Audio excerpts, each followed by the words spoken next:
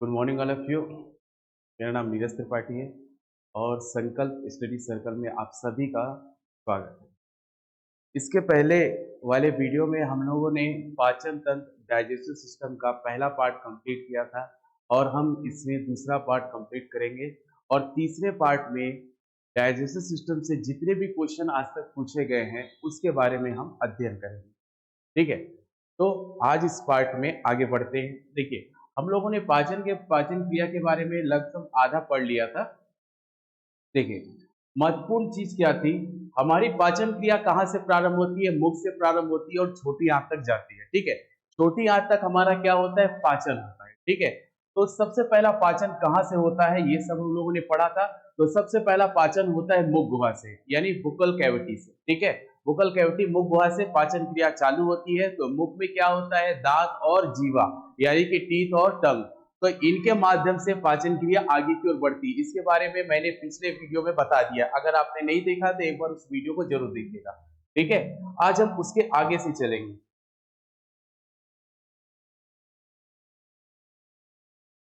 देखिए, हमारे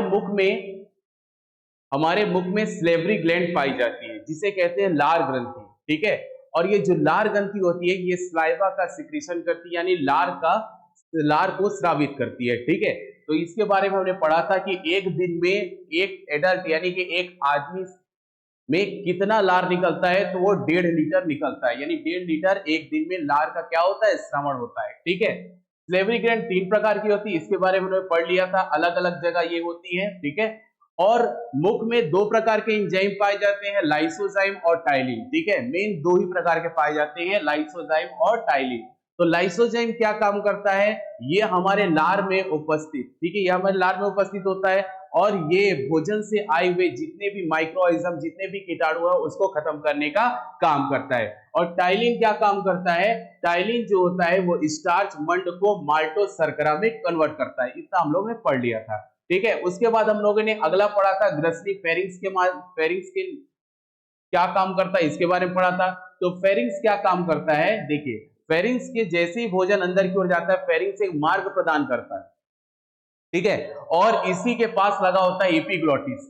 ठीक है, एपिग्लोटिस का क्या काम रहता है कि जो सांस वाली नली रहती है और जो भोजन वाली नली रहती है, तो जब हम भोजन करते हैं तो वो श्वास वाली नली में जाकर बैठ जाता है, जिससे भोजन भोजन वाली नली में चला जाता है।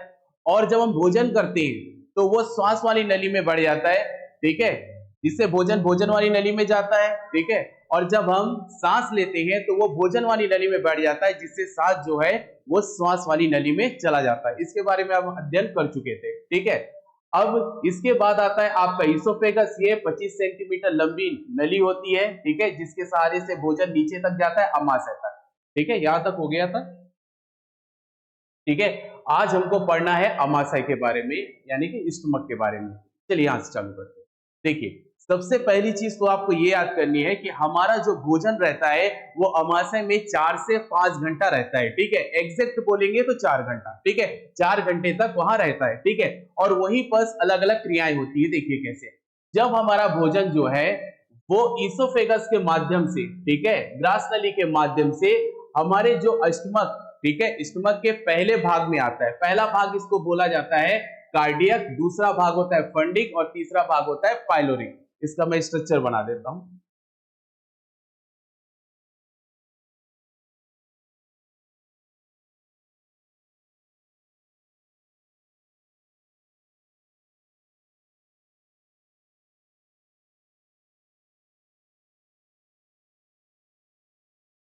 देखिए, मान लेते हैं ये वाला एक पहला भाग है, ये दूसरा भाग है, ये तीसरा भाग है। ठीक है, 3 भाग में बटे होते हैं। तो सबसे पहला वाला भाग होता है कार्डिया,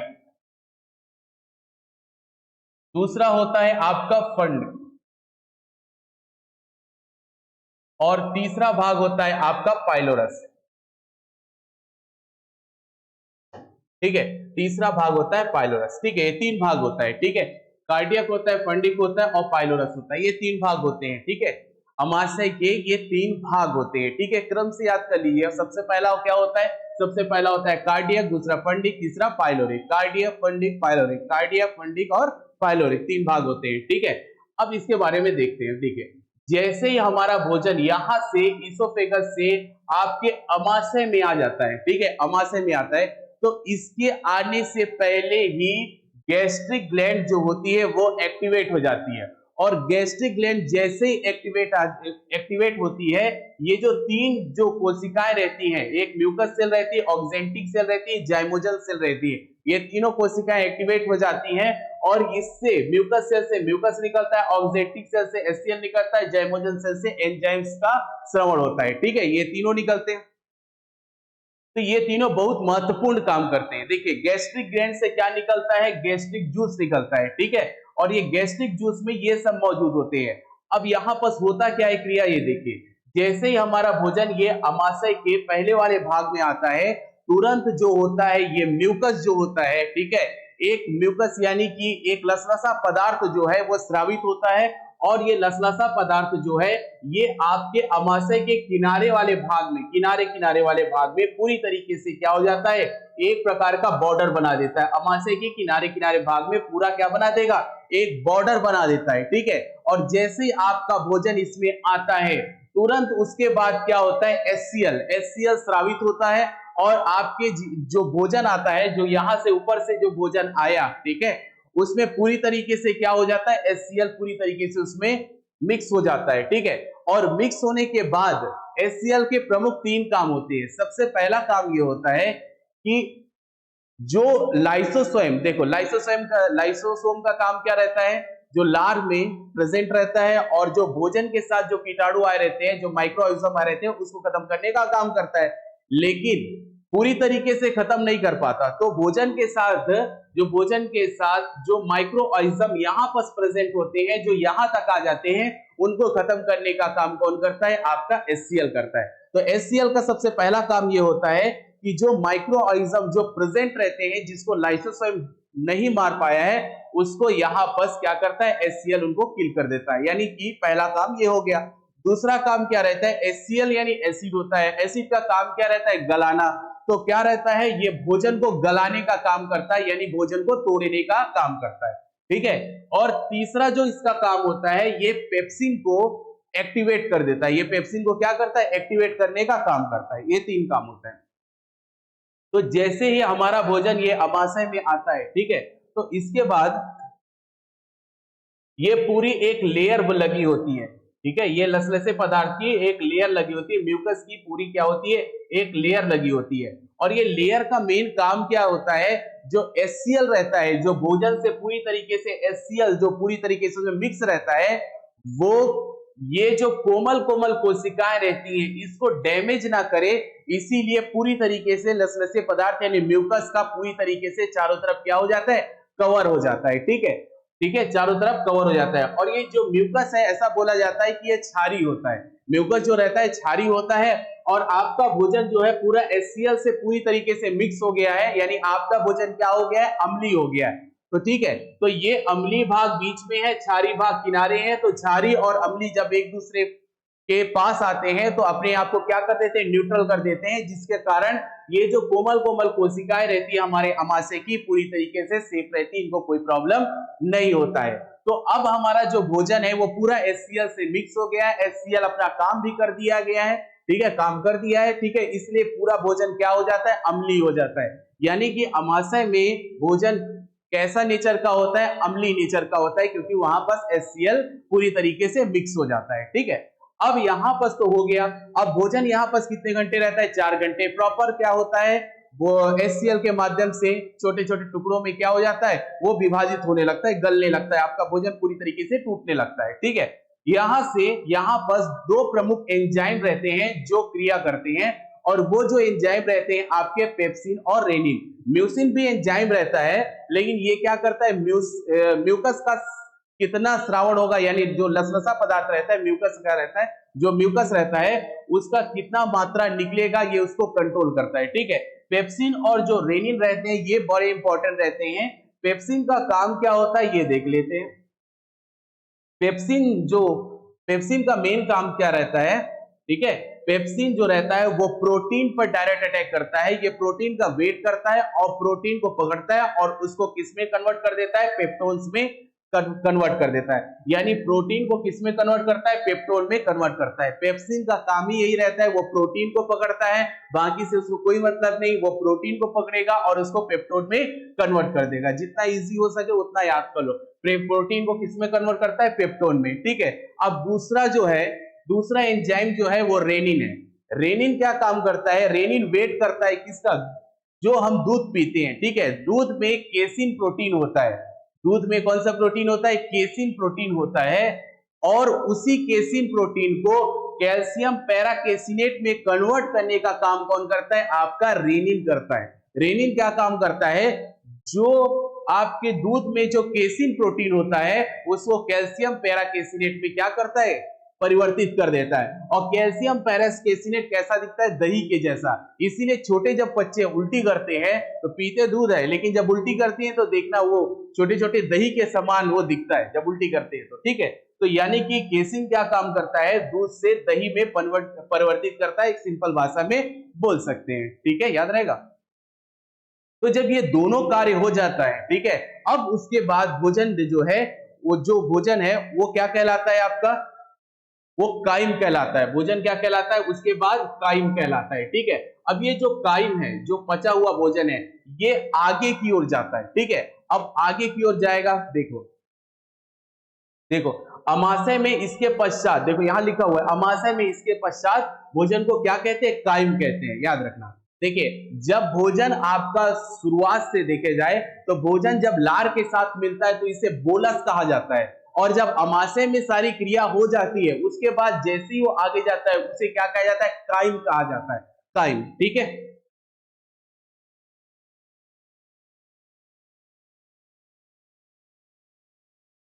देखिए, अब इसके बाद भोजन कहां आता है? छोटी आंत में। लेकिन पहले आने से पहले एक चीज थोड़ा ध्यान देना जरूरी है कि छोटी आंत में आने से पहले इसमें क्या क्या क्रियाएं होती हैं, देखिएगा।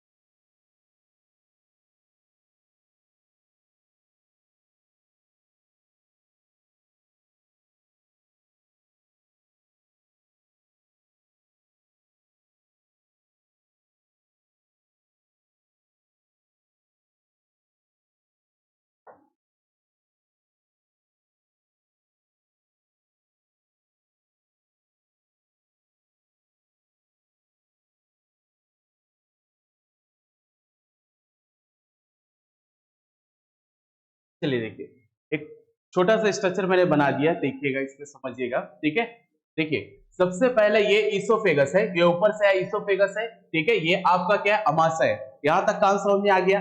अब अमाशय से जैसे ही भोजन नीचे की ओर चलता है, ठीक है, नीचे की ओर चलता है, तो बस ये समझ लीजिएगा यहां बस एक क्या होता है? पाइलोरिक छिद्र होता है, पाइलोरिक वाल्व होता है। और पाइलोरिक वाल्व कहां होता है अगर आपसे पूछा जाए तो अमाशय के जो निचला वाला भाग है, ठीक है, और छोटी आंत का ऊपर वाला भाग है। तो अमाशय से जब छोटी आंत में कुछ चीज जाता है तो इसी वाल्व से होकर जाता है, ठीक है, इसी वाल्व से होकर जाता है, ठीक है। तो अगर एग्जैक्ट बोला जाए तो अमाशय के नीचे वाला भाग और छोटी आंत का जो ऊपर वाला भाग है उसका जो लाइन रहता है उसी में रहता है आपका छिद्र रहता है, एक वाल्व रहता है, ठीक है, याद रहेगा। अब ये देखिए, ये जो वॉल्व है जिसे पाइलोरिक वॉल्व कहा जाता है, ठीक है, और ये जो वॉल्व है ये कब खुलता है? जब आपका यहां पर प्रेशर पड़ता है, यहां पर इस नली में जब प्रेशर पड़ेगा तो ये पाइलोरिक वॉल्व जो है ये खुल जाएगा। और खुलने के बाद यहां से जितना भी काइम है सब कहां चले जाएगा? आपकी छोटी आंत में चला जाएगा। याद रखना, छोटी आंत में चला जाएगा, आपका जो काइम है ये छोटी आंत में चला जाएगा।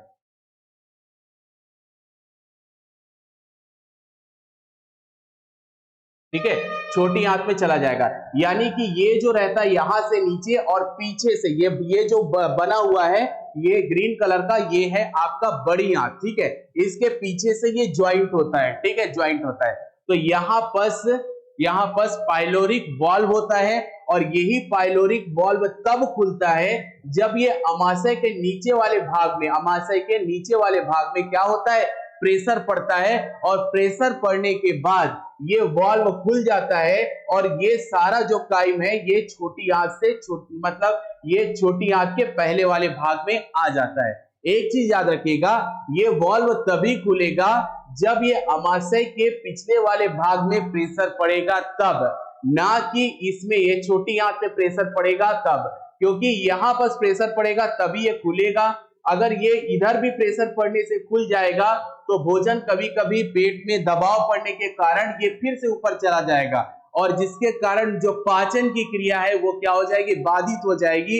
इसी कारण जो जिस डायरेक्शन में जाना चाहिए उसी डायरेक्शन में वो जाता है, वापिस रिटर्न नहीं आता है। ठीक है, यहां से पाइलोरिक वाल्व खुलेगा और ये पहले वाले भाग में जाने को तैयार हो जाता है। तो इसके पहले आप छोटी आंत के बारे में देख लीजिए।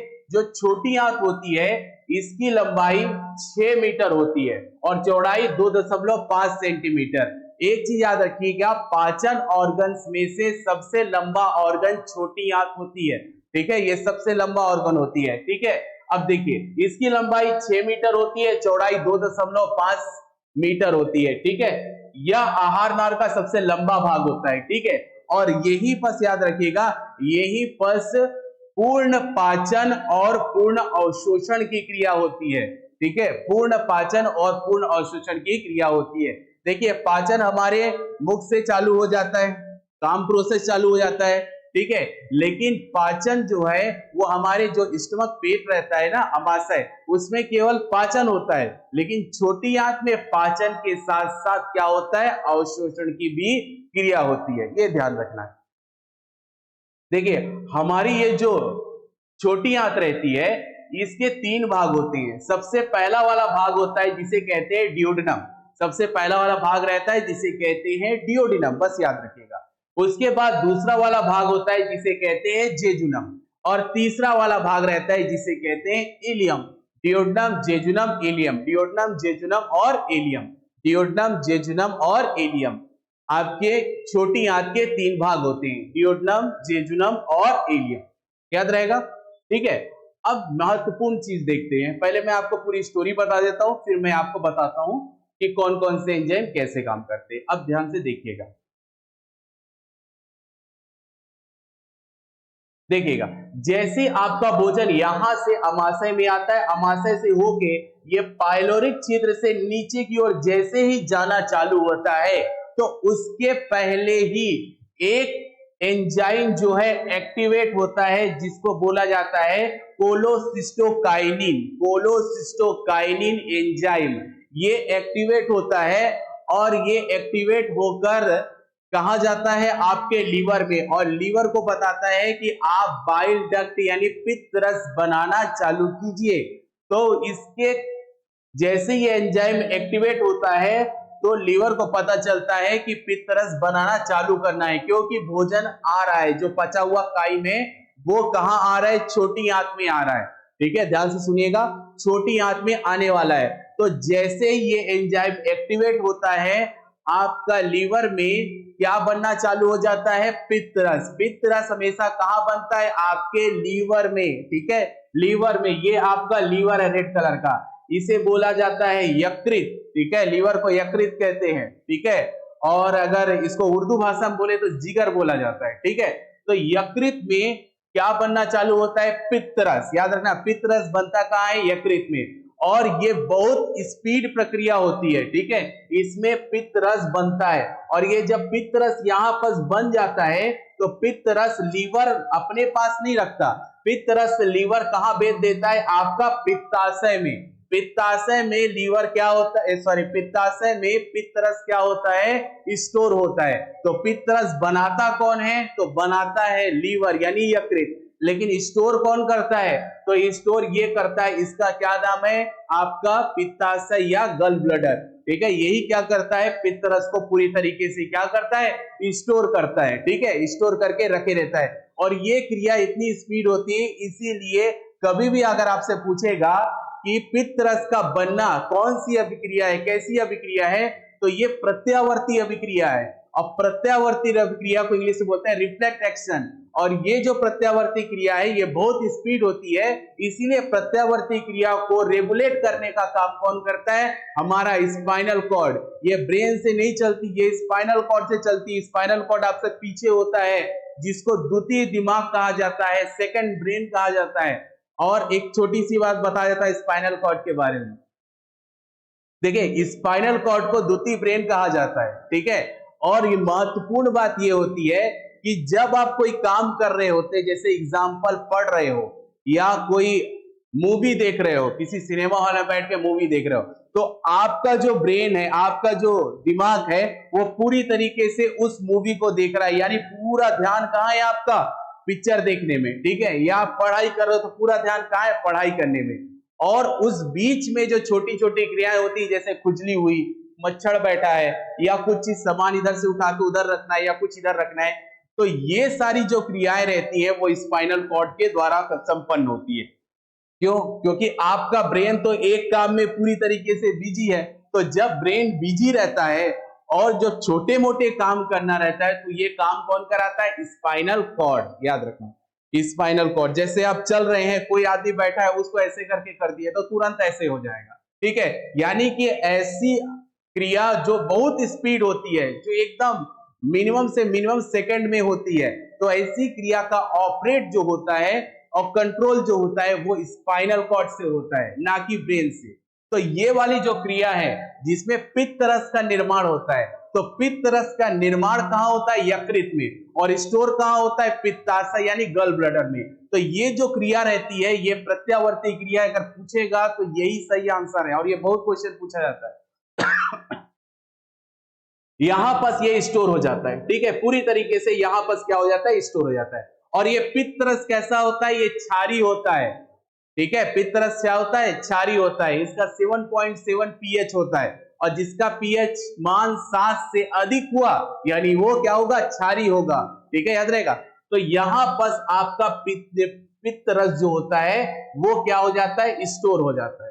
ठीक है, और जैसे ही यहां से भोजन आगे की ओर बढ़ा, यहां से पित्त रस आया और पूरी तरीके से भोजन में मिल जाता है। और जब मिल जाता है भोजन को, तो भोजन पहले कैसा था? अम्लीय था, और अब भोजन कैसा हो जाएगा मिलने के बाद? क्षारी। और इसको क्षारी करते क्यों है? और ये सारा नाटक रहता है पेंक्रियास का। ये सारा नाटक रहता है पेंक्रियास का। याद रखना, ये पत्ती के समान एक आकृति पाई जाती है जिसे कहते हैं पेंक्रियास। ठीक है, याद रहेगा। पेंक्रियास यहां होता है। ठीक है, पेंक्रियास होता है जिसे अग्नाशय कहा जाता है। ये सारा नाटक इसी के कारण होता है। होता क्या है, सुनिएगा अच्छे से। होता क्या है कि ये जो पेंक्रियास रहता है, ठीक है, ये जो पेंक्रियास रहता है इसमें पेंक्रियाटिक डक्ट पाया जाता है। ठीक है, पेंक्रियाटिक जूस पाया जाता है। ठीक है, और इसी पेंक्रियाटिक जूस में ऐसे एंजाइम पाए जाते हैं जो कार्बोहाइड्रेट को भी पचाने की क्षमता रखते हैं, प्रोटीन को भी पचाने की क्षमता रखते हैं, और वसा को भी पचाने की क्षमता रखते हैं। इसीलिए अग्नाशयी रस को पूर्ण पाचक एंजाइम रस कहा जाता है, यानी कि ये तीनों को पचाने की क्षमता रखता है। तो ये हमारे शरीर के लिए बहुत महत्वपूर्ण होता है। इसीलिए इसका निकलना और इसका एंजाइम का वर्क करना बहुत जरूरी रहता है। लेकिन इसकी कंडीशन रहती है, हम तभी काम करेंगे जब जो आया हुआ काइम रहता है वो पूरी तरीके से क्या हो? क्षारी प्रवृत्ति का हो, तभी मैं काम करूंगा, वरना नहीं करूंगा। ठीक है, इसके एंजाइम तभी वर्क करते हैं जब वहां का जो एटमॉस्फेयर होता है, मतलब वहां का, ठीक है, वो क्या हो, कैसा होता है? क्षारी होता है। ठीक है, अब देखो क्या होता है। अब जैसे ही, अब ये जैसे क्षारी में काम करता है कौन? अग्नाशयी रस। ठीक है, इसकी एक कंडीशन होती है। तो यहां से जो पित्त रस का निर्माण होता है वो यहां स्टोर हुआ, यहां से स्टोर होने के बाद भोजन में पूरी तरीके से क्या हो जाता है, मिल जाता है। अब मिलने के बाद भोजन को कर देता है आपका क्या होता है, क्षारीय। अब भोजन हो गया क्षारीय, तो इसके लिए रास्ता पूरा खुल जाता है। अब उसके बाद जैसे ही भोजन जो है छोटी आंत के पहले वाले भाग में आता है, यानी कि डियोडेनम में आता है, डियोडेनम में जैसे ही आया तुरंत यहां से अग्नाशय जो है अग्नाशयी रस निकाल देता है, जूस निकालता है, जिसमें कुछ एंजाइम्स होते हैं जो क्या काम करते हैं, कार्बोहाइड्रेट, प्रोटीन और वसा का क्या करते रहते हैं, पाचन करने लगते हैं। ठीक है, याद रहेगा। ठीक है, इसीलिए इसको पूर्ण पाचक एंजाइम कहा जाता है।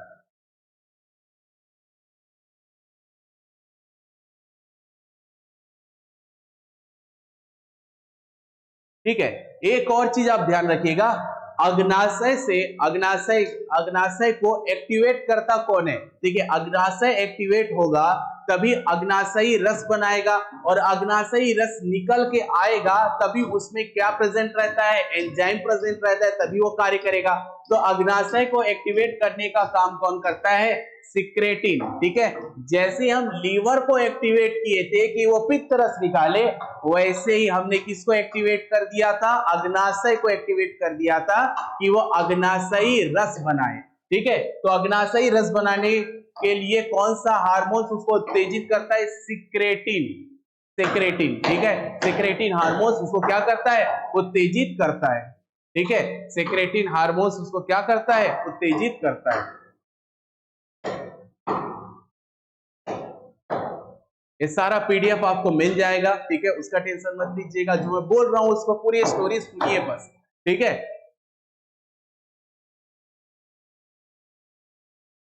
एक महत्वपूर्ण चीज ये होती है कि आपका जो मैंने कहा पित्त रस, ठीक है, तो याद रखना पित्त रस में कोई भी पाचक एंजाइम नहीं पाए जाते। पित्त रस में किसी भी प्रकार का कोई पाचक एंजाइम नहीं पाया जाता। इसका मेन काम क्या होता है, तो इसका मेन काम ये होता है, देखिएगा मेन काम बताता हूं आपको। पित्त रस का मेन काम ये होता है कि यह माध्यम को बदल देता है, यानी कि जो अम्लीय माध्यम रहता है उसको क्षारीय माध्यम में बदल देता है। दूसरा काम इसका ये रहता है, यह जो रहता है जो पाचन करने की जो स्पीड है उसको बढ़ा देता है। पाचन करने की यानी रिएक्ट करने की, रिएक्शन होने की जो क्रिया रहती है उसकी गति को थोड़ा बढ़ा देता है। ठीक है, याद रहेगा। इसमें कोई पाचक एंजाइम नहीं पाया जाता, इसीलिए ये पाचन में यानी कि इसमें पाचन में मदद नहीं करती है, बस माध्यम को बदलने में मदद करती है। ठीक है, इसमें कोई पाचक एंजाइम नहीं पाया जाता। ठीक है, याद रहेगा। तो ये जो रहती है माध्यम को चेंज करती है और जो पाचन की गति रहती है उसको बढ़ा देती है। ठीक है, याद रहेगा। और ये उसकी प्रवृत्ति को चेंज करती है, अम्लीय को क्षारीय कर देती है, इसीलिए अग्नाशयी रस आसानी से मिलकर वो आगे का प्रोसेस चालू करता है। याद रहेगा। देखिए, सबसे पहला यहां पर, ठीक है, पहले मैं प्रोसेस समझा देता हूं, उसके बाद एंजाइम्स के बारे में बता दूंगा।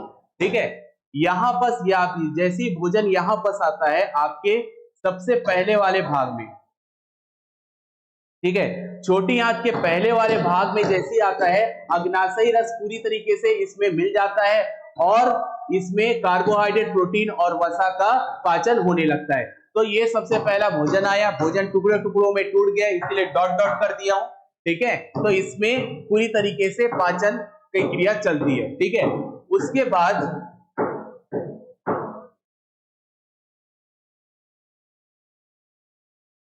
देखिए इसमें प्रमुख रूप से जो एंजाइम पाए जाते हैं, ठीक है, जो अग्नाशय में प्रमुख रूप से जो एंजाइम पाए जाते हैं उसका सबसे पहला नाम है आपका ट्रिप्सिन। ठीक है, ट्रिप्सिन सबसे पहला एंजाइम रहता है। ठीक है, और ट्रिप्सिन रहता है, एमाइलेज रहता है, लाइपेज, जिसको याद कर लीजिएगा, trypsin, amylase, lipase, trypsin, amylase, lipase, ये तीन एंजाइम पाए जाते हैं। और यही तीन एंजाइम अलग अलग यानी कार्बोहाइड्रेट, प्रोटीन और वसा को पूरी तरीके से पाचन करते हैं।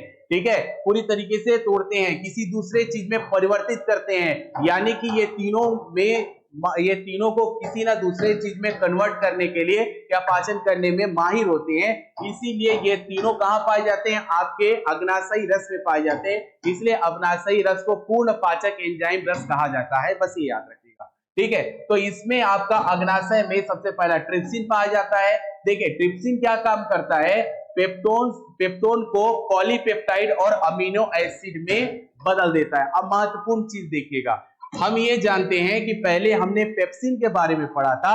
पेप्सिन क्या काम करता है, प्रोटीन को पेप्टोन्स में बदल देता है। देखिए एक एंजाइम प्रोटीन को पेप्टोन में बदला और ये वाला जो एंजाइम था वो पेप्टोन को पकड़ा और उसको पॉलीपेप्टाइड और अमीनो एसिड में चेंज कर दिया। बॉडी को जिस रूप में जिसकी जरूरत है, बॉडी उसी रूप में उसको कन्वर्ट करता है और लास्ट में क्या करता है, एक्सेप्ट करता है। ठीक है, उसके बाद दूसरा जो एंजाइम है उसे बोला जाता है एमाइलेज एंजाइम। ठीक है, एमाइलेज का काम ये रहता है कि मंड स्टार्च को ग्लूकोज में बदलता है। अब ध्यान से सुनिए, हमारे मुख में पाए जाने वाला एक टाइलिन एंजाइम था और वो क्या करता था, स्टार्च और मंड को किस में बदल देता था, माल्टोज शर्करा में। ठीक है, अब देखिए टाइलिन जो है पूरी तरीके से हर स्टार्च को कन्वर्ट नहीं कर पाता है, कुछ ना कुछ बच के नीचे चला जाता है। ठीक है, अब वो बच के जब नीचे चला जाएगा तो उसका बचा कुचा काम कौन करता है, एमाइलेज करता है। एमाइलेज किसको पकड़ता है, मंड और स्टार्च को। मैंने कल बताया था मंड और स्टार्च किसे कहते हैं, और एक बार और बता देता हूं मंड और स्टार्च किसे कहते हैं। एक सिंपल सा एग्जांपल, जैसे आपका गेहूं होता है तो गेहूं के अंदर कार्बोहाइड्रेट होता है, लेकिन गेहूं जो पूरी तरीके से कवर होता है ना, पूरी तरीके से कवर, जैसे आप गेहूं देखोगे छोटा सा रहता है, ये पूरी तरीके से कवर जो होता है ना, यही होता है आपका स्टार्च। स्टार्च जो रहता है वो कवर होता है, थोड़ा सख्त होता है, और जब हम गेहूं को पिसाने जाते हैं तो स्टार्च भी पिस जाता है। इसलिए स्टार्च का भी हमारे शरीर के अंदर जाना फिक्स है, तो उसका भी कन्वर्ट होना भी फिक्स रहना चाहिए। ठीक है, अब देखिए एमाइलेज क्या करता है, जो बचा कुचा स्टार्च रहता है उसको किसमें कन्वर्ट करता है, ग्लूकोज में कन्वर्ट कर देता है। इसका काम खत्म। यानी पहला वाला प्रोटीन के साथ काम किया और दूसरा वाला किसके साथ काम कर रहा है, कार्बोहाइड्रेट के साथ काम कर रहा है। अब तीसरा वाला देखिए लाइपेज। लाइपेज केवल वसा को पकड़ता है, फैट यानी वसा। ठीक है, वसा को पकड़ेगा और इसको ग्लिसरीन तथा फैटी एसिड में परिवर्तित कर देता है। ग्लिसरीन तथा फैटी एसिड में परिवर्तित कर देता है। तो ये तीनों को आपको याद रखना है। सबसे पहला क्या होता है, ट्रिप्सिन, एमाइलेज और लाइपेज। ये पहला वाला प्रोटीन के साथ काम करता है, दूसरा वाला कार्बोहाइड्रेट के साथ काम करता है और तीसरा वाला वसा के साथ काम करता है। तो ये तीनों काम करते हैं, इसीलिए इसे पूर्ण पाचक एंजाइम्स कहा जाता है। ठीक है, याद रहेगा।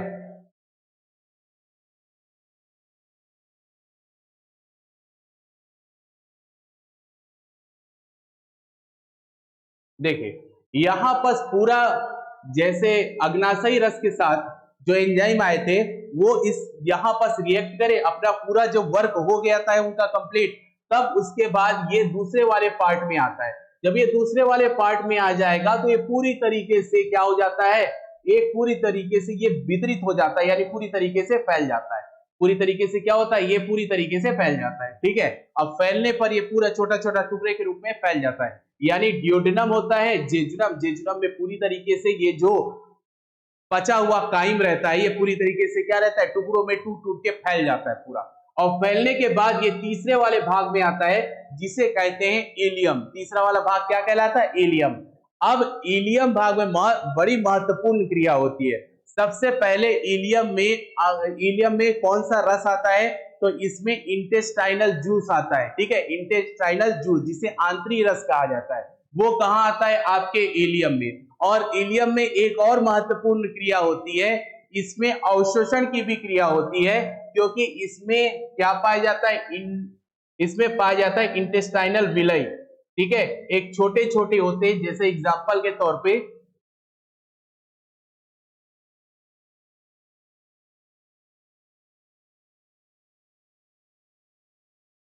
ठीक है, एग्जाम्पल के तौर पे ये क्या है, आपकी छोटी आंत का एक भाग है जिसे इलियम कहते हैं, लास्ट वाला भाग है। ठीक है, अब इसमें देखते हैं। ठीक है, इसमें क्या होता है, छोटे छोटे रेसे के समान ये निकले रहते हैं, छोटे छोटे रेसे के समान, ये छोटे छोटे रेसे के समान निकले रहते हैं, ऐसे करते छोटे छोटे रेसे के समान ऐसे निकले रहते हैं। ठीक है, इस प्रकार रहते हैं, बड़ी संख्या में रहते हैं। तो ये जो रेसे के समान निकले रहते हैं, इसे कहते हैं इंटेस्टाइनल विलाई बोला जाता है। ठीक है, इंटेस्टाइनल विलाई। ठीक है, अब इसका काम बताता हूं। सबसे पहले ये ध्यान देना कि ये जो इलियम रहता है, जो आपकी छोटी आंत का तीसरा वाला भाग रहता है, तो इसमें पाचन भी होता है और अवशोषण भी होता है। ठीक है, दोनों काम होता है। लेकिन पाचन जो हो गया है वो लगभग कंप्लीट हो गया है, लेकिन एक थोड़ा से बचा हुआ है, और ये काम कहां कंप्लीट होता है? इलियम में कंप्लीट हो जाता है। अब देखिएगा, इलियम में एक इंटेस्टाइनल जूस आता है। ठीक है, इंटेस्टाइनल जूस आता है। अब देखो क्या होता है, इंटेस्टाइनल जो जूस आता है उसमें इतने प्रमुख क्या है, एंजाइम्स पाए जाते हैं जो अपना कार्य करते हैं। देखिए, इंटेस्टाइनल जूस जो होता है, ठीक है, वो कहां पर रिएक्ट करता है? आपके इलियम में रिएक्ट करता है, और इलियम में जब रिएक्ट करेगा तो जो बचा हुआ काइम है, ठीक है, वो जब आगे की ओर आता है तो उसमें इतने एंजाइम रिएक्ट करते हैं और अपना कार्य करते हैं। ठीक है, तो ये कौन सा जूस है? इंटेस्टाइनल जूस, जिसे आंतरिक रस कहा जाता है। इसमें सबसे पहला जो एंजाइम रहता है वो इरेप्सिन रहता है।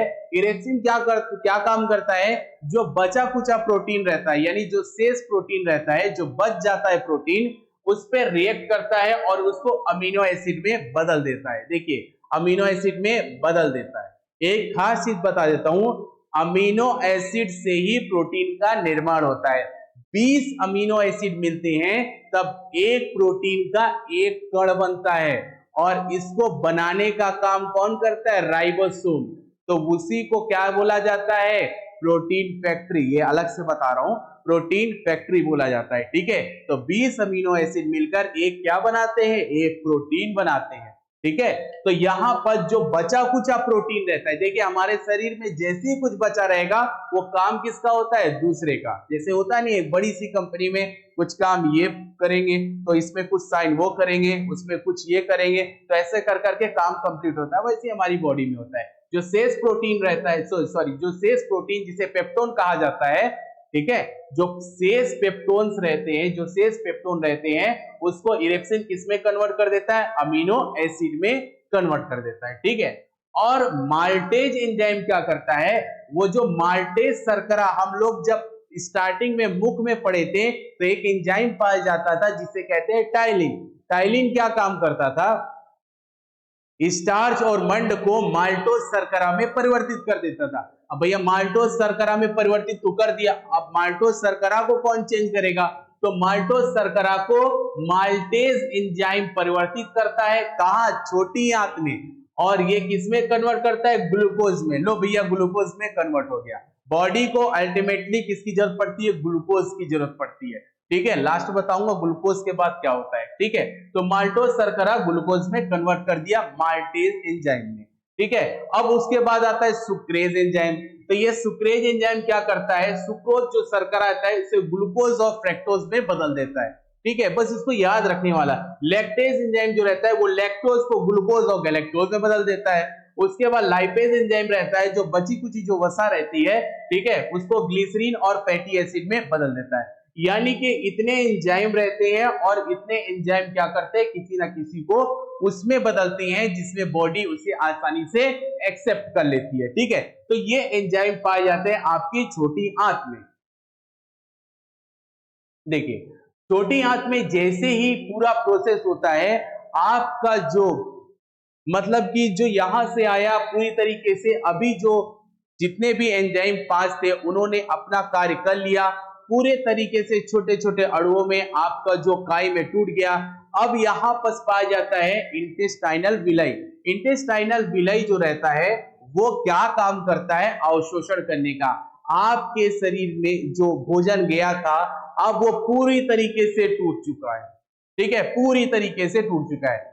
तो बॉडी क्या करती है? इनके माध्यम से जो भी उसमें जरूरी चीज होता है, जो भी उसमें जरूरी चीज होता है, जो शरीर को चाहिए, जिसकी शरीर को जरूरत है, वो पूरा इंटेस्टाइनल विलाई से ले लिया जाता है। तो यही क्या काम करते हैं? अवशोषण, यानी किसी भी चीज को अवशोषित कर लेते हैं। ठीक है, पूरा तो टूट गया है, अब जो चाहे वो ले लो। ठीक है, अवशोषित कर लेता है। और नीचे से एक ब्लड, यानी कि एक तरीके से रक्त नलिका जाती है नीचे से। ठीक है, वैसे ही बताया जाता, यहाँ पर नीचे से एक रक्त नलिका जाती है, यहाँ से नीचे से, और इसका दूसरा जो मुहाना रहता है, इंटेस्टाइनल विलाई का दूसरा जो मुहाना रहता है, एक मुहाना तो आपके छोटी आंत के अंदर है और दूसरा जो मुहाना रहता है वो किससे कनेक्ट रहता है, रक्त नलिकाएं से, यानी ब्लड वेसल से कनेक्ट रहता है। और ब्लड वेसल से कनेक्ट रहने के कारण जो इसमें आवश्यक पदार्थ होते हैं जो आपके बॉडी को चाहिए वो यहां से लेकर डायरेक्ट ब्लड में पहुंचा दिया जाता है। यहां से लेकर डायरेक्ट किसमें पहुंचा दिया जाता है, ब्लड में। तो यहां से लेकर ब्लड यानी कि रक्त में पहुंचा दिया जाता है, यहां से रक्त में पहुंचा दिया जाता है। अब जब एक बार सारा चीज रक्त में चला गया तो उसके बाद ये सारे शरीर में क्या होता है, सर्कुलेट होता है। और हमारा जो ब्लड है वो इतना बेहतरीन काम करता है कि पूरे बॉडी के हर एक पार्ट में जाता है और जहां जिसकी जरूरत होती है वहां वो सामान वो क्या करता है, देता है। इसीलिए हमारे बॉडी में हर जगह हर समय सही एक मतलब हर जगह वो सामान पहुंचाता है जिस ऑर्गन को उसकी जरूरत रहती है। इसीलिए हमारा ऑर्गन जो है वो प्रॉपर तरीके से वर्क करता है। ठीक है, याद रहेगा। तो यहां तक पूरा प्रोसेस होने के बाद आपका जो बचा वो जो काइम आया था वो किसमें कन्वर्ट हो जाएगा, काइल में, काइल। ठीक है, वो किसमें कन्वर्ट हो जाएगा, काइल में। और हमारे बॉडी में इसकी कोई जरूरत नहीं रहती, हमारे बॉडी में इसकी कोई जरूरत नहीं रहती। काइल है ना, काइल, इसकी जरूरत नहीं रहती। ये ऐसा पदार्थ रहता है जो हमारे शरीर के लिए कोई काम का नहीं है। अगर हमारे शरीर में ज्यादा समय तक रहेगा तो परेशानी के सिवा कुछ पैदा नहीं करेगा, क्योंकि इसमें जितनी जरूरत की चीजें है वो हमारा बॉडी ने एक्सेप्ट कर लिया है। अब इसका कोई काम नहीं है तो बॉडी इसको आगे की ओर क्या करती है, आगे की ओर ढकेल देती है। ठीक है, तब ये देखिए जैसे यहां से ये अनयूजफुल पदार्थ आगे की ओर बढ़ा तो ये क्या है, हरा हरा जो दिख रहा है ये होती है बड़ी आंत। ठीक है, अब बड़ी आंत में यहां पर जो होता है, यहां पर इसको बोलते हैं वाल्व और इसका नाम होता है इलियोसिकल वाल्व।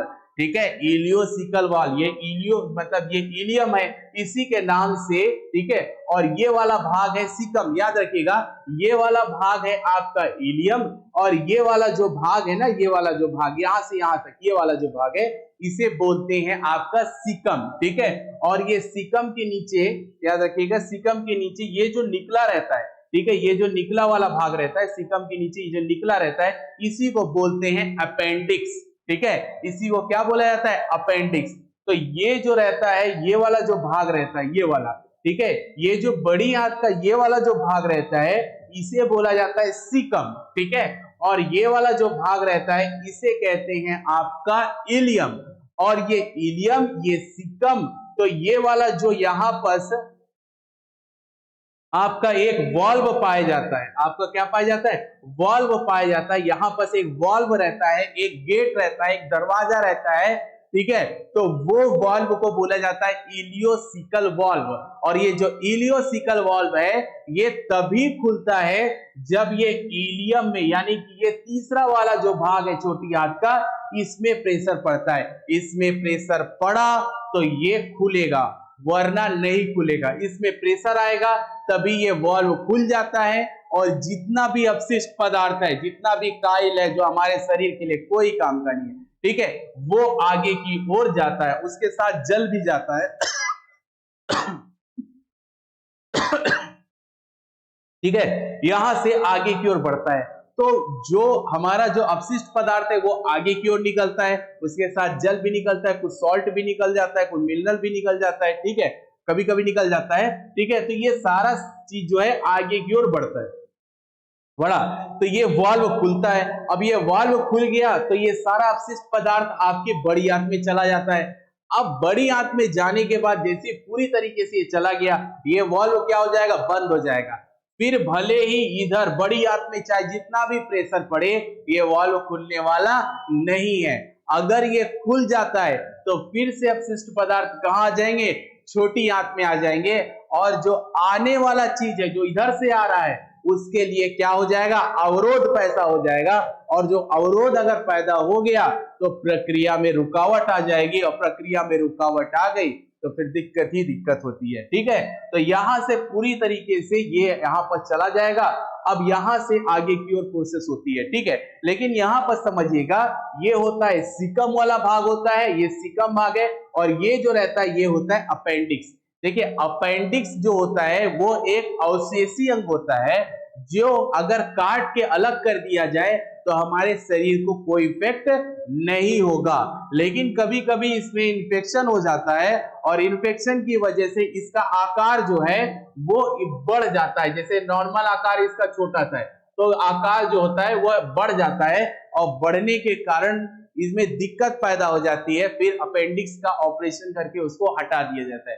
तो अवशेषी अंग ऐसे अंग होते हैं जिसको अगर काट के हटा भी दिया जाए तो उतना प्रभाव हमारे शरीर में नहीं पड़ता है। ठीक है, याद रहेगा। देखिए उसके बाद बड़ी आंत। बड़ी आंत के दो भाग होते हैं, एक होता है कोलोन, दूसरा होता है रेक्टम। ये वाला जो भाग होता है इसे बोलते हैं रेक्टम। ठीक है, और ये वाला जो भाग होता है जो मेन जो बड़ा वाला है इसे बोलते हैं कोलोन। ठीक है, ये कोलोन होता है, ये रेक्टम होता है। तो जैसे अपशिष्ट पदार्थ यहां से यहां जाता है तो उसमें जो जल होता है, जो सॉल्ट होता है और कुछ मिनरल्स होते हैं, तो बड़ी आंत क्या करता है, इनका अवशोषण कर लेता है। ठीक है, इनका क्या करता है, अवशोषण कर लेता है। और जब पूरी तरीके से काम हो जाता है उसके बाद जो बचता है वो आपके शरीर के कोई काम का नहीं रहता है, किसी भी प्रकार का कोई काम नहीं रहता है उसका, शरीर में उसका कोई काम नहीं रहता है, और वो शरीर से बाहर निकाल दिया जाता है। ठीक है, तो शरीर से बाहर पूरी तरीके से निकाल दिया जाता है। अब शरीर से जब बाहर निकल जाता है तो पाचन की क्रिया पूरी क्या हो जाती है, कंप्लीट हो जाती है। ठीक है, तो ये पाचन की क्रिया में मेन काम ये होता है कि हम जो भोजन करते हैं उसमें जो आवश्यक चीजें होती हैं शरीर उसको निकालता है, और अनावश्यक चीजों को शरीर से वो बाहर कर देता है। महत्वपूर्ण चीजों को सही ऑर्गन तक पहुंचाने का काम कौन करता है, ब्लड करता है। तो ये पूरी जो पाचन प्रक्रिया होती है, ठीक है, ये पूरी पाचन प्रक्रिया जो होती है वो बहुत महत्वपूर्ण होता है। ठीक है, अब देखिए एक महत्वपूर्ण चीज बताता हूं।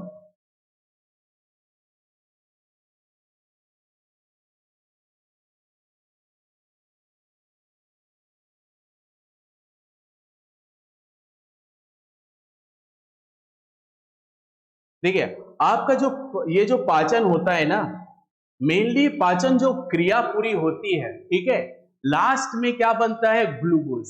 ठीक है, देखिए एक बढ़िया सा आपको बताता हूं। आपने पढ़ा होगा, नाम सुना होगा माइटोकॉन्ड्रिया, लगभग सभी ने सुना होगा माइटोकॉन्ड्रिया। ठीक है, जिसे हम क्या कहते हैं, पावर हाउस कहते हैं। जिसे हम क्या कहते हैं, पावर हाउस कहते हैं। अब पावर हाउस क्यों कहा जाता है, क्योंकि ये क्या काम करता है, ये वेट करता है किसका, ग्लूकोज का, ग्लूकोज के पार्टिकल का वेट करता है। हमारे शरीर में माइटोकॉन्ड्रिया हर सेल में पाई जाती है लगभग। ठीक है, किसमें किसमें नहीं पाई जाती वो सेल वाले चैप्टर में बता दूंगा। लेकिन महत्वपूर्ण चीज क्या रहता है, हमारा भाग जो ज्यादा एक्टिव रहता है, जो ज्यादा काम करता है, वहां पर माइटोकॉन्ड्रिया की संख्या क्या होती है, ज्यादा होती है। माइटोकॉन्ड्रिया वेट करता है ग्लूकोज का। जब ग्लूकोज माइटोकॉन्ड्रिया के पास आ जाता है, जब ग्लूकोज आ गया माइटोकॉन्ड्रिया के पास, ठीक है, ग्लूकोज मतलब क्या होता है, C6H12O6, ये आ गया कहां पर, माइटोकॉन्ड्रिया। अब माइटोकॉन्ड्रिया वेट करता है किसका, ऑक्सीजन का। तो जब हम श्वसन क्रिया से हम सांस ले रहे हैं, ठीक है, तो ये पूरा एक प्रोसेस होता है जो श्वसन तंत्र में आप पढ़ोगे। ठीक है, तो ये जो श्वसन क्रिया होती है तो ब्लड के माध्यम से, रक्त के माध्यम से, आपका जो रक्त के माध्यम से जो ऑक्सीजन रहता है वो कहां तक पहुंचता है, माइटोकॉन्ड्रिया तक। अब भाई पाचन क्रिया से तो ग्लूकोज मिल गया इसको। ठीक है, मैंने कहा ना, बॉडी को जिस रूप में जिसकी जरूरत रहती है बॉडी उसमें कन्वर्ट कर लेता है, और ग्लूकोज को पहुंचाएगा कौन, माइटोकॉन्ड्रिया तक, ब्लड। ठीक है, अब ब्लड ने अपना काम कर दिया। अब उसके बाद ऑक्सीजन को भी कौन लाता है, ब्लड। ठीक है, तो ये दोनों को तो ब्लड ले आया।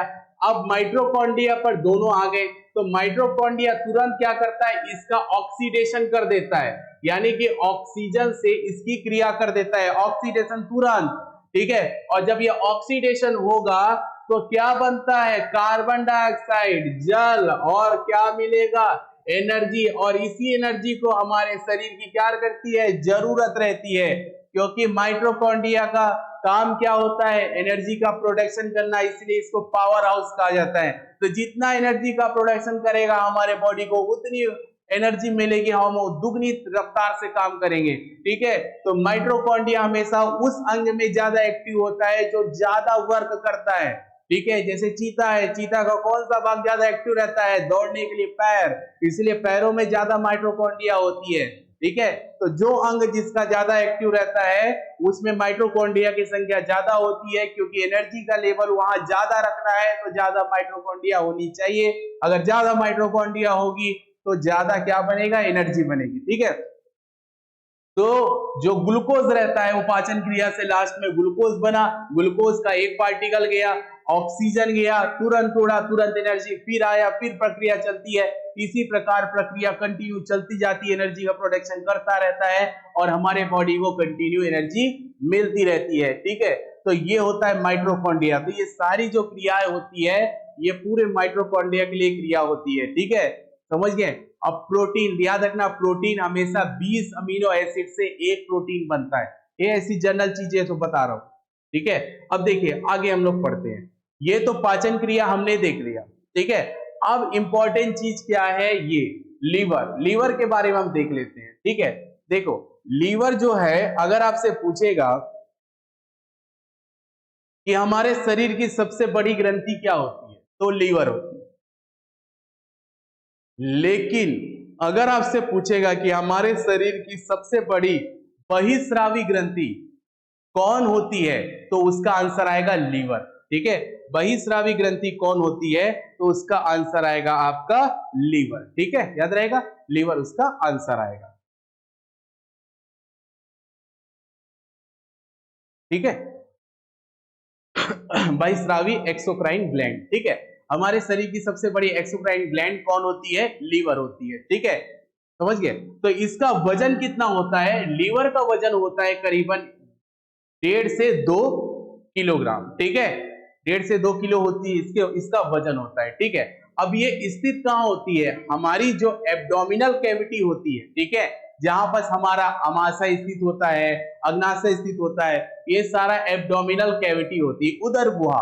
और ये उदर गुहा के किस तरफ होता है, ये उदर गुहा के राइट साइड में होता है। ठीक है, हमारे शरीर का सबसे इंपॉर्टेंट जो पार्ट, जो हर क्रिया में अपनी भागीदारी निभाता है, वो है आपका यकृत, लीवर। इसके बारे में अभी पढ़ाऊंगा, देखना ये कितना काम करता है।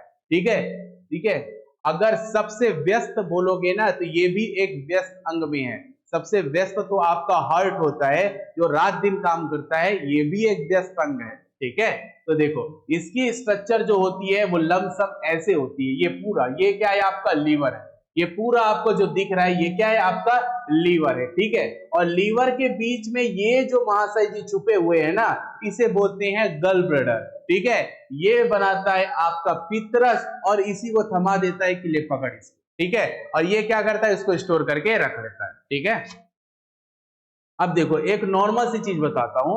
ठीक है, ये नाशपाती के आकार का होता है। देखिए आपका जो ये अमाशय है ये जे आकार का है, ये जे आकार का रहता है। ठीक है, और बोलते हैं जो नाशपाती के आकार का है, जैसा भी है। ठीक है, इंपॉर्टेंट चीज क्या है इसमें, इसमें कोशिका विभाजन बहुत ही ज्यादा पाया जाता है।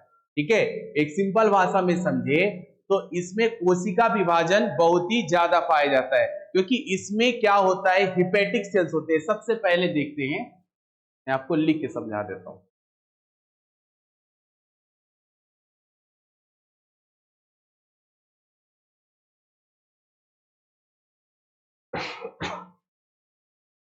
देखिए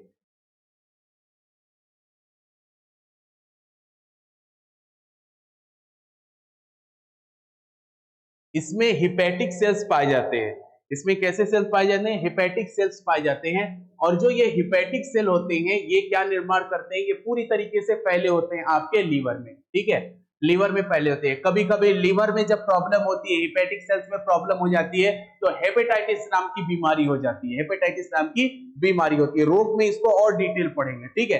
अभी बस इतना समझ लो कि ये लीवर का मेन काम क्या रहता है। देखिए, सबसे पहला काम इसका रहता है, जितना भी आपके शरीर में जो टॉक्सिक पदार्थ होता है, जहरीला पदार्थ होता है, जो आपके शरीर को डैमेज कर सकता है, तो तुरंत क्या करता है, ब्लड कहां पहुंचा देता है, लीवर के पास।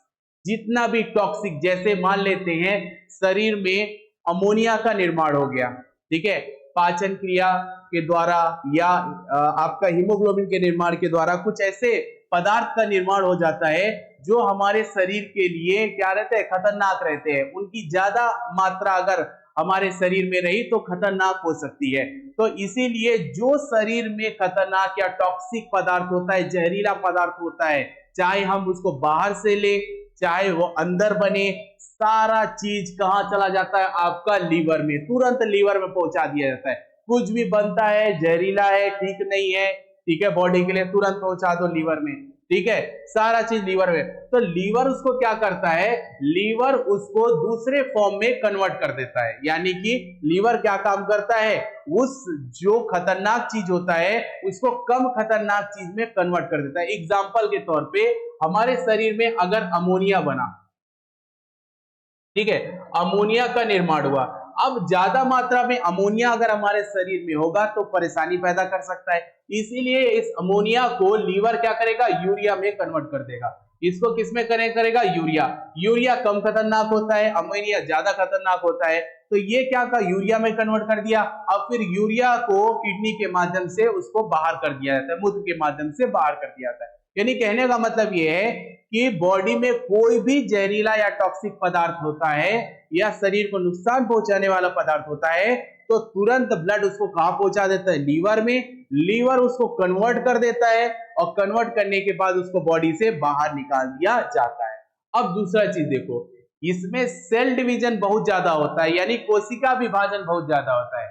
जिसमें कोशिका विभाजन ज्यादा होगा वो नई कोशिका का ज्यादा निर्माण कर सकता है, और जो नई कोशिका का ज्यादा निर्माण कर सकता है वो क्या कर सकता है, अपने आप को फिर से बना सकता है। एग्जाम्पल के तौर पे जैसे मान लेते हैं कोई शराब पीता है, वाइन पीता है, तो जैसी शराब की मात्रा, एक एग्जाम्पल के लिए बता रहा हूं, ठीक है, जैसी शराब की मात्रा आपके लीवर में जाती है तो लीवर के कुछ हिस्से में क्या कर देती है, डैमेज कर देती है, ठीक है। या कोई दूसरा टॉक्सिक पदार्थ आया तो लीवर का कुछ हिस्सा क्या हो जाता है, डैमेज हो जाता है, ठीक है। तो लीवर में जैसे ही इतना हिस्सा डैमेज हुआ तो आसपास की जो कोशिका रहती है उसका जो केंद्रक पाया जाता है, केंद्रक, कोशिका में केंद्रक होता है, तो तुरंत वो एक्टिव होता है और तुरंत सेंट्रोसोम को, देखो कोशिका में क्या पाया जाता है, सेंट्रोसोम, ये कोई गाड़ी नहीं है ना, सेंट्रोसोम पाया जाता है, ठीक है। और सेंट्रोसोम का काम क्या रहता है, कोशिका विभाजन में मदद करना। तो तुरंत क्या होता है, कोशिका विभाजन चालू। तो कोशिका विभाजन जब चालू हो जाता है तो उससे नई कोशिकाओं का निर्माण होता है। तो इससे चारों ओर कोशिका विभाजन चालू हो जाएगा और नई नई कोशिका का निर्माण होगा, और कोशिका का निर्माण होते होते होते होते होते होते ये जितना पार्ट आपका जो बेकार हो जाता है, या जितने पार्ट में आपका क्या डैमेज होता है, या जितने पार्ट में सेल जो है मर जाती हैं, उसको हटा के उसकी जगह में क्या हो जाती, नई सेल्स आती। यानी कि लीवर के पास इतना पावर होता है कि अगर थोड़ा मोड़ा भी वो डैमेज हुआ तो अपने आप को क्या कर लेता है, अपने आप को फिर से रिकवर कर लेता है। ये सबसे अच्छा आपके किसमें पाया जाता है, लीवर में। इसीलिए जितना भी टॉक्सिक पदार्थ होता है सब आता है लीवर में। तो भैया कोई भी टॉक्सिक पदार्थ आएगा तो कुछ ना कुछ तो डैमेज करेगा ही, तो लीवर अपने आप को क्या कर लेता है, बना लेता है, ठीक है। तो लीवर में ये बहुत अच्छा गुण पाया जाता है। इसीलिए सारे ऑर्गन्स में से, चाहे वो किडनी हो, चाहे वो हार्ट हो, चाहे वो ब्रेन हो, ठीक है, ठीक है, चाहे वो आपका क्या हो, ठीक है, लीवर हो, ठीक है, पेंक्रियाज हो, ये सारे चीजों में जो लीवर है, उसमें से सारे चीजों में जो लीवर है उसी में सबसे ज्यादा कोशिका विभाजन पाया जाता है। और कोशिका विभाजन सबसे ज्यादा पाए जाने के कारण ये अपने आप को तुरंत क्या कर देता है, रिकवर कर लेता है, याद रखना, ठीक है, रिकवर कर लेता है, ठीक है, याद रहेगा। तो रिकवर करने के कारण ये अपने आप को जो भी डैमेज पार्ट होता है उसको फिर से क्या कर लेता है, ये बना लेता है। इसीलिए ये बहुत इंपॉर्टेंट रोल अदा करता है, ठीक है, याद रहेगा। बहुत इंपॉर्टेंट रोल अदा करता है। ठीक है,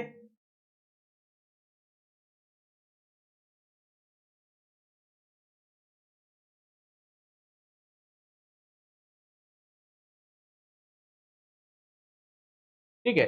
इसमें कई सारे प्रोटीन स्थित होते हैं, ठीक है, जैसे फाइब्रिनोजेन। ठीक है, फाइब्रिनोजेन प्रोटीन कहाँ पाया जाता है? आपके लीवर में। ठीक है, इसका प्रोटेक्शन कौन करता है? लीवर। फाइब्रिनोजेन है, फाइब्रिनोजेन है, प्रोथ्रोम्बिन है, फाइब्रिनोजेन, ठीक है, प्रोथ्रोम्बिन, ये ब्लड क्लॉट करने में मदद करते हैं। ठीक है, रक्त का थक्का जमाने में मदद करते हैं। वो कहाँ पाए जाते हैं? आपके लीवर में। हिपेरिन, हिपेरिन जो रहता है, जो शरीर के अंदर रक्त का थक्का जमने नहीं देता। देखिए आपके यहां पर लीवर में, ठीक है, सबसे पहले फाइब्रिनोजेन आपका प्रोटीन पाया जाता है और दूसरा पाया जाता है आपका प्रोथ्रोम्बिन। ये दोनों क्या करते हैं? ब्लड को क्लॉट करने में मदद करते हैं, ब्लड क्लॉटिंग का काम करते हैं। कब? शरीर के बाहर। ठीक है, शरीर के अंदर नहीं। ठीक है, शरीर के बाहर। देखिए कैसे बताता हूं आपको। ठीक है, तो बस ये जान लीजिए कि इसमें कौन कौन से प्रोटीन पाए जाते हैं। तो सबसे पहले दो बता चुका हूं, तीसरा होता है आपका हिपेरिन, ठीक है, और चौथा होता है एल्बुमिन। ये चार मेन पाए जाते हैं। ठीक है, और भी पाए जाते हैं, ठीक है, लेकिन ये चार मेन होते हैं जिसको आपको याद रखना है। अब ये देखिए, जो इसमें शुरुआत के दो आपके प्रोटीन है, ठीक है, चाहे प्रोथ्रोम्बिन है, फाइब्रिनोजेन है, ठीक है, तो ये दोनों जो रहते हैं ये ब्लड को क्लॉट करते हैं। ठीक है, और हिपेरिन जो रहता है ये ब्लड को क्लॉट होने से बचाता है। ये ब्लड को क्लॉट होने से क्या करता है? बचाता है। अब देखो क्या होता है, हमारे शरीर के अंदर हिपेरिन जो है वो पूरी तरीके से ब्लड में सर्कुलेट होता है। तो ब्लड को हमारे शरीर के अंदर कहीं भी ब्लड का थक्का जम गया या ब्लड कहीं पर क्लॉट हो गया तो आगे की नली में जो ब्लड जाने वाला है वो जा नहीं पाएगा। क्यों? क्योंकि अगर मान लेते ये एक नली है, ठीक है, यहां से ब्लड बह रहा है और अंदर ही ब्लड क्लॉट हो गया, तो यहां से जो ब्लड आ रहा है वो आगे जा नहीं पाएगा, और जब जा नहीं पाएगा तो हमारे हृदय को ब्लड मिलेगा नहीं, और हमारे हृदय को जब ब्लड नहीं मिला तो हमारा हृदय में पेन होगा और आदमी गया। ठीक है, तो क्या हो जाएगा? हार्ट अटैक आने की संभावना बढ़ जाती है। ठीक है, तो यानी कि अगर ब्लड क्लॉट हो गया तो आदमी की डेथ हो जाती है। ठीक है, अब क्या होता है, ठीक है, तो हमारे बॉडी के अंदर ब्लड क्लॉट नहीं होना चाहिए। ठीक है, इसीलिए इसीलिए एक ऐसी क्रिया होती है, गॉड ने बड़ी बहुत बेहतरीन तरीके से ये पूरा प्रोसेस को बनाया है। देखो कैसे आपके बॉडी को जब जब आपके बॉडी में चोट लगती है, ठीक है, आपके बॉडी में जब चोट लगी तो जब चोट लगने के बाद ब्लड बाहर निकलता है, अगर वहां पर भी हिपेरिन अगर काम करता रहा तो आपका ब्लड क्लॉट होने नहीं देगा। इसीलिए हिपेरिन जैसे ही सनलाइट और एयर के कांटेक्ट में आता है, हिपेरिन काम करना बंद कर देता है, और वहां पर क्या एक्टिव हो जाते हैं? वहां पर फाइब्रिनोजेन और प्रोथ्रोम्बिन एक्टिवेट हो जाते हैं और वो वहां पर कार्य करते हैं, और यहाँ पर इनएक्टिव रहते हैं। बाहर में अगर प्रॉब्लम होती है तो प्रोथ्रोम्बिन फाइब्रिनोजेन काम करते हैं। ठीक है, और आंतरिक भाग में हिपेरिन एक्टिव रहता है और बाहरी भाग में ये दोनों एक्टिव रहते हैं। ठीक है, इसी प्रकार से जब हमको बाहर चोट लगती है तो ये दोनों मिलकर फाइब्रिनोजेन और प्रोथ्रोम्बिन मिलकर ब्लड क्लॉट कर देते हैं। ठीक है, और ये दोनों आंतरिक भाग में उतना ज्यादा एक्टिव नहीं रहते, आंतरिक भाग में हिपेरिन एक्टिव रहता है, जिसके कारण हमारे बॉडी जो है वो अंदर में आसानी से, बॉडी के अंदर ब्लड सर्कुलेशन आसानी से होता है, ब्लड क्लॉटिंग नहीं होती। याद रहेगा?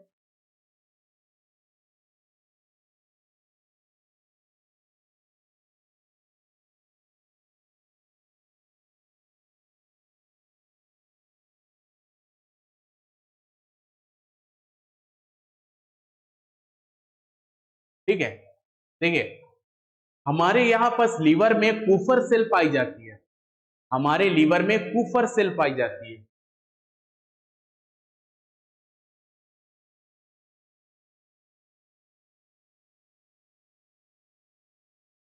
कुफर सेल यानी कुफर कोशिका पाई जाती है। ठीक है, कहने का मतलब यह है कि जो वाइन पीता है ना, वाइन पीने से आपका ज्यादा रिएक्ट कौन करता है? लीवर, क्योंकि वाइन सारा कहाँ आ जाता है? लीवर में आ जाता है, ठीक है, क्योंकि वाइन बॉडी के लिए ठीक नहीं होती, इसीलिए ब्लड कहाँ पहुंचा देता है? लीवर के पास पहुंचा देता है।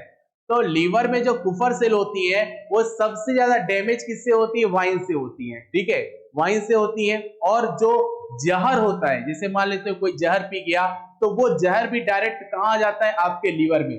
अधिक मात्रा में जब जहर रहता है तो बॉडी, तो उसको बचाना बड़ा मुश्किल रहता है, क्योंकि अधिक मात्रा में कोई बॉडी के अंदर कोई भी चीज गया तो बहुत बड़ा परेशानी पैदा कर देता है, तो आदमी की डेथ हो जाती है, ठीक है। लेकिन जब छोटी मोटी मात्रा में जाता है तो डायरेक्ट कहां जाता है? लीवर में, ठीक है। लीवर के कुछ कुफर सेल्स को वो क्या कर देता है? डेथ कर देता है या मार देता है, ठीक है।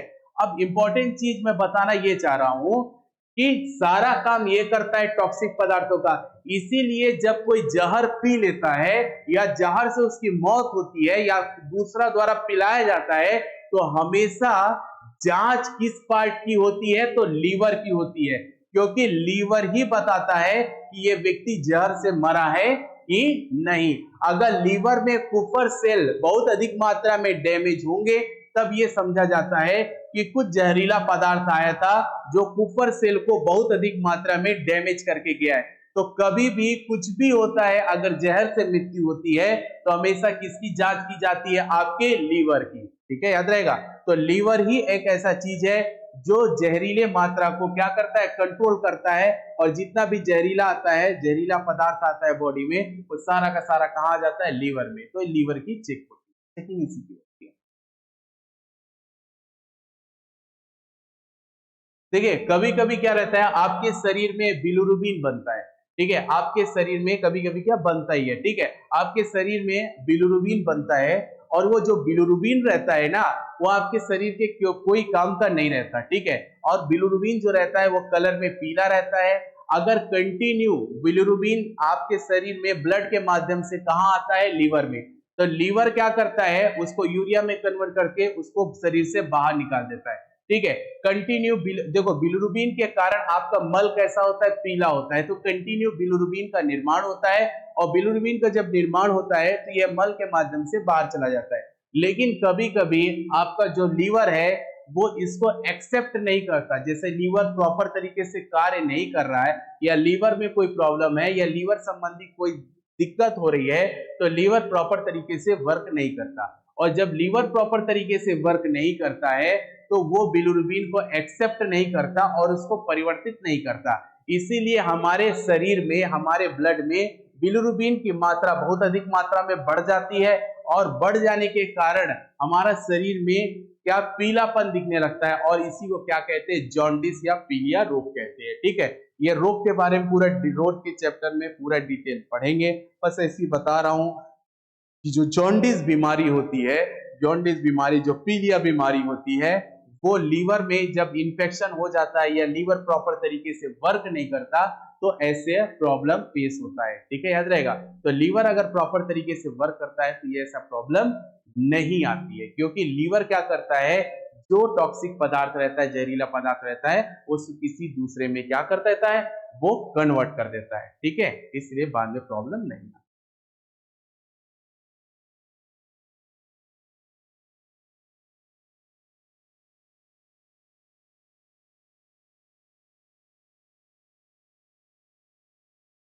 ठीक है, तो ये है लीवर के बारे में।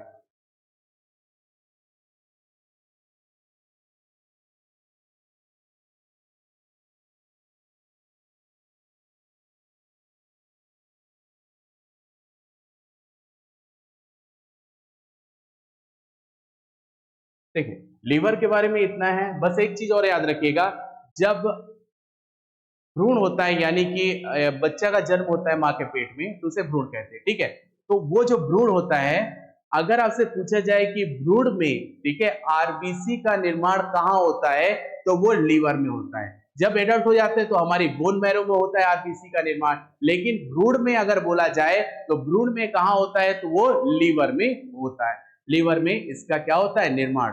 और लीवर और क्या काम करता है कि लीवर ये देखता है कि कार्बोहाइड्रेट की मात्रा हमारे बॉडी में ज्यादा तो नहीं हो रही है। अगर हम कार्बोहाइड्रेट अधिक मात्रा में ले रहे हैं तो लीवर और वसा जो है, यानी फैट जो है, वो पूरी तरीके से आपके बॉडी में नहीं जा रहा है। कार्बोहाइड्रेट बहुत अधिक मात्रा में जा रहा है। तो होता क्या है, जब कार्बोहाइड्रेट अधिक मात्रा में आपके बॉडी के अंदर जाता है तो लीवर क्या करता है, फैट कम है तो लीवर क्या करता है, कार्बोहाइड्रेट को कुछ कुछ मात्रा फैट में परिवर्तित कर देता है। तो वो क्या करता है, फैट में परिवर्तित करके कार्बोहाइड्रेट की मात्रा कोई मैनेज करता है, फैट की मात्रा कोई मैनेज करता है। यानी ये लीवर एक ऐसा चीज है जो हमारे बॉडी को मैनेज भी करता है, टॉक्सिक पदार्थ को कंट्रोल भी करता है और हमको टॉक्सिक इफेक्ट से बचाता भी है। तो ये लीवर बहुत इंपॉर्टेंट रोल अदा करता है। ठीक है, अब लीवर इसलिए महत्वपूर्ण है क्योंकि ये जो रहता है ना, आपके प्रोटीन, कई सारे ऐसे प्रोटीन है जो लीवर से सिक्रीट होते हैं और लीवर बाइल डक्ट को भी क्या करता है, बनाता है। तो ये पाचन क्रिया में बहुत इंपॉर्टेंट रोल अदा करता है। ठीक है, तो ये होता है लीवर के बारे में। और जो भी रहेगा लीवर के बारे में मैं आपको नोट्स दे दूंगा। अब होता है एक पैंक्रियाज। ठीक है, पैंक्रियाज जो होता है वो 9 से 10 इंच का लंबा होता है, एक पत्ती के आकार का होता है, इसमें तो छोटा बना दिया है, एक पत्ती के आकार का ऐसा होता है, ये इस प्रकार का बना होता है। ये मान लेते हैं क्या है, एक पैंक्रियाज। ठीक है, पैंक्रियाज जो होता है, ठीक है, पैंक्रियाज जो होता है ये पूर्ण पाचक एंजाइम रस होता है, यहां से निकलता है, पहले बता देता हूं। ये बहुत इंपॉर्टेंट रोल भी अदा करता है। देखिए, जिसके जिसके शरीर में शुगर हो जाता है, यानी कि जो डायबिटीज से बीमार होता है, उसका मेन पैंक्रियाज ठीक से वर्क नहीं करता, क्योंकि पैंक्रियाज अगर ठीक रहेगा तो इंसुलिन हार्मोन्स का निर्माण करेगा, और इंसुलिन हार्मोन्स का अगर प्रॉपर तरीके से आपके बॉडी में निर्माण होगा तो क्या होता है, जब आपके बॉडी में ग्लूकोज का लेवल बढ़ता है, ग्लूकोज का लेवल बढ़ा तो इंसुलिन क्या काम करता है, ग्लूकोज को ग्लाइकोजन में कन्वर्ट कर देता है। यानी ग्लूकोज का लेवल अगर एक मात्रा से आगे की ओर बढ़ा तो इंसुलिन एक्टिव हो जाता है और उसको ग्लाइकोजन में कन्वर्ट कर देता है, यानी कि ग्लूकोज का एक लेवल आपके बॉडी में मेंटेन रहता है। ठीक है, एक लेवल मेंटेन रहता है। लेकिन जब आपके बॉडी में ग्लूकोज का लेवल कम होने लगता है, यानी ग्लूकोज का लेवल डाउन होने लगता है, यानी कि वीकनेस आ जाएगी, तो ग्लूकोज का लेवल जब डाउन होने लगता है तो आपके बॉडी में जो ग्लाइकोजन जो पूरा तरीके से स्टोर है, ठीक है, तो एक और एंजाइम होता है जिसका नाम है ग्लूकेगॉन। ठीक है, ग्लूकेगॉन एंजाइम होता है जो उसी को फिर से किस में कन्वर्ट कर देता है, ग्लूकोज में।